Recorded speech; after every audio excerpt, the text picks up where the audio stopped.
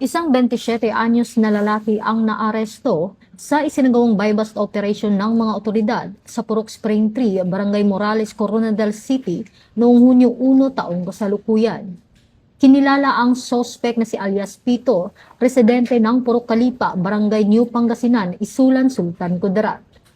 Pinangunahan ng South Cotabato Provincial Drug Enforcement Unit, katuwang ang Coronadal City Police Station, City Police Drug Enforcement Unit at PDEA Regional Office 12.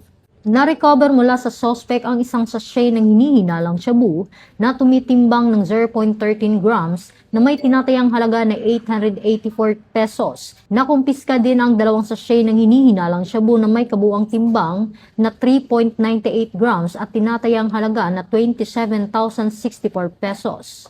Ang suspect ay mahaharap sa kasong paglabag sa Section 5 at 11 Article 2 ng Republic Act 9165 o ang Comprehensive Dangerous Drugs Act of 2002. Muling pinaalalahanan ng PNP ang publiko na makipagtulungan sa mga otoridad sa kampanya laban sa ilegal na droga sa pamamagitan ng agarang pag-uulat ng anumang kahinahinalang aktibidad sa kanilang komunidad. Alinsunod sa advokasya ng bagong PNP para sa bagong Pilipinas, serbisyong mabilis, tapat at nararamdaman. Mula dito sa Campo Crame, ako ang inyong PNN correspondent, Patrolwoman Resalie Umalay, nagbabalita para sa Police News Network, alagad ng batas, tagataguyod ng balitang pulis.